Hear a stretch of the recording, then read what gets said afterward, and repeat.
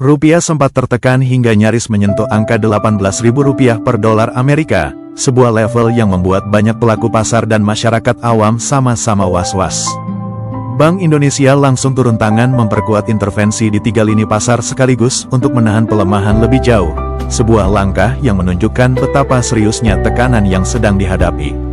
Bagi sebagian orang, ini mungkin cuma terdengar seperti angka di layar berita ekonomi yang lewat begitu saja, tidak terlalu relevan dengan kehidupan sehari-hari. Tapi coba pikirkan lagi, bagi keluarga yang setiap hari belanja kebutuhan pokok, membeli obat-obatan untuk anak, atau menjalankan usaha kecil yang bahan bakunya sebagian diimpor, ini bukan sekadar statistik, ini berarti harga-harga yang perlahan tapi pasti ikut terkerek naik. Di video kali ini, kita akan kupas tuntas kenapa fenomena ini terjadi, dan yang lebih penting, apa yang bisa kita lakukan sebagai keluarga muslim untuk tetap tenang dan terukur menghadapinya, bukan panik atau justru mengambil keputusan finansial yang gegabah. Untuk memahami kenapa rupiah bisa melemah sejauh ini, kita perlu melihat gambaran yang lebih besar, bukan cuma faktor dalam negeri saja. Ada beberapa faktor yang saling tumpang tindih dan memperkuat satu sama lain. Ketegangan geopolitik global mendorong investor internasional mencari aset yang dianggap lebih aman, sehingga dana asing cenderung keluar dari pasar negara berkembang, termasuk Indonesia, dan berpindah ke aset-aset yang dianggap lebih stabil. Di saat yang bersamaan, Dana Moneter Internasional (IMF) memperingatkan bahwa risiko stagflasi global, kondisi di mana pertumbuhan ekonomi melambat sementara inflasi tetap tinggi, semakin meningkat, dan pertumbuhan ekonomi dunia diprediksi melambat ke level 3,1% tahun ini, turun dari proyeksi sebelumnya. Kombinasi faktor eksternal semacam ini yang membuat banyak mata uang negara berkembang ikut tertekan, bukan cuma rupiah saja. Jadi penting untuk dipahami bahwa ini bukan semata-mata soal kebijakan dalam negeri yang keliru, melainkan bagian dari gejolak ekonomi global yang lebih luas dan kompleks, yang dampaknya dirasakan hampir di semua negara berkembang secara bersamaan. Sekarang, mari kita bicara soal dampaknya secara lebih konkret ke kehidupan sehari-hari. Efeknya terasa langsung ke rumah tangga dalam berbagai bentuk, harga barang impor naik, mulai dari susu formula bayi, obat-obatan tertentu, hingga perangkat elektronik. Biaya bahan baku usaha kecil dan menengah juga ikut naik, yang pada akhirnya bisa membuat harga jual produk mereka ikut disesuaikan, atau margin keuntungan mereka yang justru tergerus.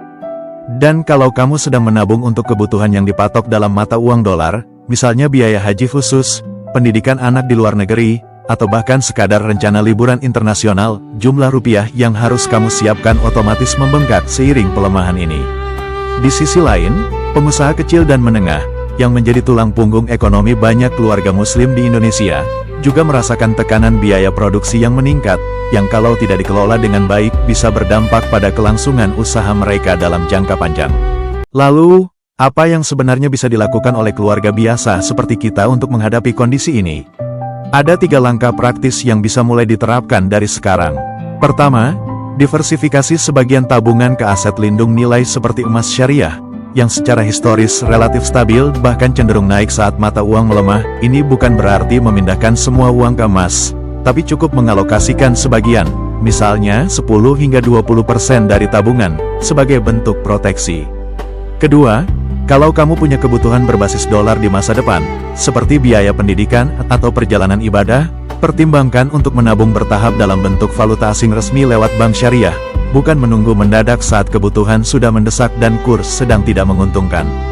Ketiga, dan ini yang paling penting, hindari mengambil utang konsumtif berbunga saat kondisi ekonomi sedang tertekan seperti ini, karena beban cicilan bisa makin berat kalau pendapatan kita tidak ikut naik sebanding dengan kenaikan harga-harga. Ketiga langkah ini sederhana, tapi kalau dilakukan konsisten, bisa membuat keluarga kita jauh lebih tahan banting menghadapi gejolak ekonomi yang tidak bisa kita kendalikan.